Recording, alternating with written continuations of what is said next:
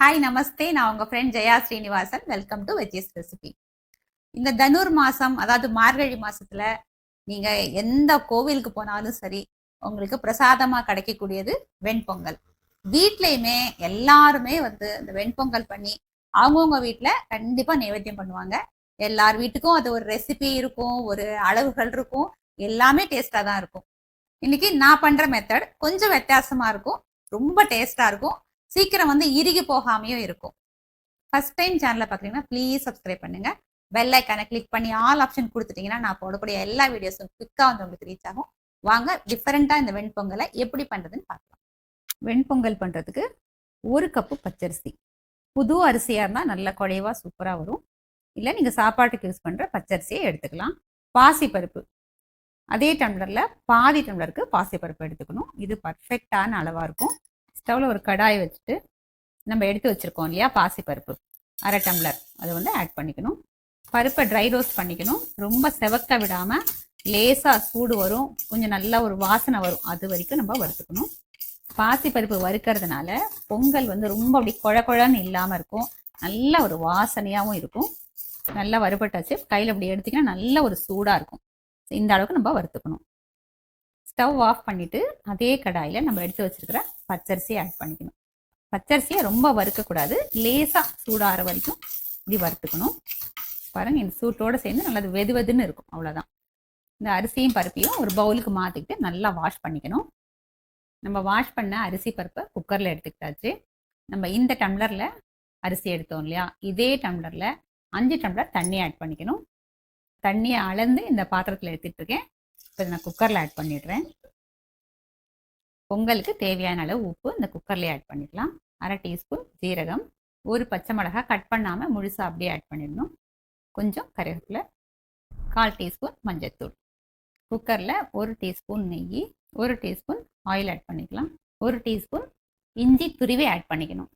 ஒரு 1/2 இன்ச் இஞ்சியை நான் வாஷ் பண்ணிவிட்டு தோல் சீவி நல்லா கிரேட் பண்ணியிருக்கேன். இப்போ எல்லாத்தையும் ஒரு தடவை மிக்ஸ் பண்ணிவிட்டு ஸ்டவ் ஆன் பண்ணிவிட்டு குக்கரையும் மூடி ஒரு 3 விசில் வேக வச்சு எடுத்துக்கலாம். குக்கர் 3 விசில் வந்தாச்சு, ப்ரெஷர் ரிலீஸ் ஆகட்டும். அதுக்குள்ளே நம்ம பொங்கலுக்கு தாளிச்சிடலாம். ஸ்டவ்வில் ஒரு கடாய் வச்சுருக்கேன். அதில் வந்து 2 டேபிள் ஸ்பூன் நெய் ஆட் பண்ணிக்கிறேன். நெய் எவ்வளோ நிறையா போட்டாலும் நல்லா தான் இருக்கும். நம்ம ஒரு லிமிட்டாக 2 டேபிள் ஸ்பூன் ஆட் பண்ணிக்கலாம். இதோட 1 டேபிள் ஸ்பூன் எண்ணெய் ஆட் பண்ணிக்கலாம். எண்ணெய் ஆட் பண்ணுறதுனால அந்த நெய் வந்து நமக்கு இறுகாமல் நல்லாயிருக்கும். 1 டேபிள் ஸ்பூன் இஞ்சி பொடியாக கட் பண்ணி இதில் ஆட் பண்ணிக்கணும். சிம்மில் வச்சுட்டு இந்த இஞ்சி கொஞ்சம் லைட்டாக ஒரு கோல்டன் கலர் வர்ற வரைக்கும் வறுத்துக்கணும். அப்போ நம்ம சாப்பிடும்போது இஞ்சி வாயில் கடிப்பட்டால் கூட நமக்கு அந்த காரமாக இல்லாமல் நல்லாயிருக்கும். பாருங்கள், இது லைட் கோல்டன் கலருக்கு நம்ம இஞ்சியை நல்லா வறுத்துட்டோம். இந்த அளவுக்கு நல்லா வறுத்துக்கணும். இப்போ இந்த நெய்யில் நம்ம 1 டீஸ்பூன் கொஞ்சம் கோர்ஸாக உடைச்ச மிளகும், 1 டீஸ்பூன் ஜீரகமும் ஆட் பண்ணிக்கணும். மிளகு வந்து முழுசாகவும் நம்ம ஆட் பண்ணிக்கலாம், ஆனால் குழந்தைங்க என்ன பண்ணுவாங்க, அதை பொறுக்கி வச்சுருவாங்க. நம்ம உடச்சி போட்டோன்னா அதோட ஃபுல் ஃப்ளேவர் நமக்கு கிடைக்கும். ஜீரகம் மிளகும் நல்லா பொரிஞ்சாச்சு, நல்ல ஒரு வாசம் வருது. ஒரு 10-15 முந்திரி பருப்பு நம்ம அதிகமாக வேணாலும் சேர்த்துக்கலாம், இல்லை சேர்க்காமல் இருந்தாலும் பரவாயில்ல. ஆனால் முந்திரி பருப்பு போட்டால் பொங்கலை ரொம்ப நல்லாயிருக்கும். சாப்பிடும்போது அப்படி ஒரு முந்திரி பருப்பு ஒவ்வொன்றா அப்படி வாயில் கடிப்படும்போது ரொம்ப நல்லாயிருக்கும். இதையும் லைட் கோல்டன் கலர் வர்ற வரைக்கும் வறுத்துக்கலாம். எல்லாமே வந்து ஸ்டவ் ஃப்ளேம் சிம்மில் வச்சுட்டே தான் நம்ம பண்ணணும். முந்திரி பருப்பு லைட் கோல்டன் கலர் ஆயாச்சு. கொஞ்சம் நிறைய கருவேப்பிலையை நம்ம ஆட் பண்ணிக்கலாம். கருவேப்பிலை வாசனை பொங்கலுக்கு அவ்வளோ அட்டகாசமாக இருக்கும். இதையும் நல்லா பொரிய விட்டுருவோம்.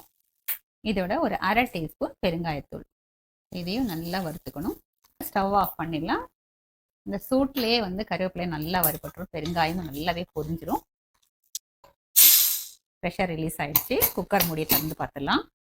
நல்லா பர்ஃபெக்டாக வெந்திருக்கு. தாளிச்சது எல்லாமே நம்ம பொங்கல் ஆட் பண்ணிடுவோம். நல்லா பொங்கலை வந்து மிக்ஸ் பண்ணிடணும். பாருங்கள், நல்லா குழைவாக சூப்பராக வந்திருக்கு. ரொம்ப அப்படியே குழன்னு கஞ்சி மாதிரி அப்படியும் இல்லை, சாதம் வந்து பருக்க தெரியுது பார்த்தீங்களா. இப்படி இருந்தால் தான் பொங்கல் வந்து நல்லாயிருக்கும் சாப்பிட்றதுக்கு. இப்போ இந்த பொங்கலில் சூடாக காய்ச்சின பால் அதில் நமக்கு தேவையான அளவுக்கு, அதாவது கன்சிஸ்டன்சி உங்களுக்கு எப்படி வேணுமோ பார்த்துட்டு அந்த அளவுக்கு ஆட் பண்ணிக்கணும். பாருங்கள், அதை நான் மிக்ஸ் பண்ணுறேன். மிக்ஸாக வேணும் அப்படின்னாலும் கொஞ்சம் அதிகமாக பால் ஆட் பண்ணிக்கலாம். பால் ஆட் பண்ணுறதுனால பொங்கலோட டேஸ்ட்டே வந்து வித்தியாசமாக இருக்கும், ரொம்ப நல்லாயிருக்கும். இது போதும் அப்படின்னா இதோட நம்ம ஸ்டாப் பண்ணிக்கலாம். வேணும்னா இன்னும் கொஞ்சம் நம்ம பால் கூட ஆட் பண்ணிக்கலாம். ஆனால் சூடான பால் தான் ஆட் பண்ணணும், ஆறுனதை ஆட் பண்ணக்கூடாது. ஆறின பால் ஆட் பண்ணிட்டோம்னா அந்த சாதம் வந்து வெறையாயிடும், அது நல்லா இருக்காது சாப்பிட்றதுக்கு. நல்லா மிக்ஸ் பண்ணதுக்கப்புறம் ஒரு 2 டீஸ்பூன் நெய்யை ஆட் பண்ணிவிட்டு நல்லா அப்படி குக்கரை மூடி ஒரு 2 நிமிஷத்துக்கு விட்டுட்டு அதுக்கப்புறம் திறந்து மிக்ஸ் பண்ணிவிட்டு சர்வ் பண்ணிக்கலாம். சுட சுட சூப்பரான வெண்பொங்கல் சர்விங்க்கு ரெடி. இதுக்கு தொட்டுக்கிறதுக்கு வந்து தேங்காய் சேர்க்காம தண்ணி சட்னி. இது ஆல்ரெடி நம்ம சேனலில் இந்த ரெசிபி இருக்குது. வெண்பொங்கலோட அது அட்டகாசமாக இருக்கும். கண்டிப்பாக அது ட்ரை பண்ணி பாருங்கள். இந்த ரெசிபி லிங்கை டிஸ்கிரிப்ஷனில் கொடுக்குறேன், நீங்கள் செக் பண்ணி பார்த்துக்கலாம். டேஸ்ட் பண்ணி பார்த்துலாம். ரொம்ப சூப்பராக இருக்குது. நான் சொன்னேன் இல்லையா உங்களுக்கு, இஞ்சி இந்த அளவுக்கு நீங்கள் ஃப்ரை பண்ணிக்கோங்க, சாப்பிடும்போது அந்த இஞ்சி வாயில் கடிப்படும் போது ரொம்ப நல்லா இருக்கும்னு. உண்மையிலே ரொம்ப சூப்பராக இருக்குங்க. இதே மாதிரி நீங்கள் ட்ரை பண்ணி பாருங்கள். கொஞ்சம் கூட வாயில் கூட ஒட்டவே இல்லை, அந்த அளவுக்கு நல்லா இருக்குது. நெய் எல்லாமே நம்ம பர்ஃபெக்டாக போட்டிருக்கோம். நீங்கள் ட்ரை பண்ணி பார்த்துட்டு எப்படி வந்து எனக்கு கமெண்ட்டை சொல்லுங்கள்.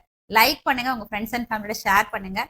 புது ரெசிபியோட நாளைக்கு நான் உங்களை மீட் பண்ணுறேன். தேங்க்ஸ் ஃபார் வாட்சிங்.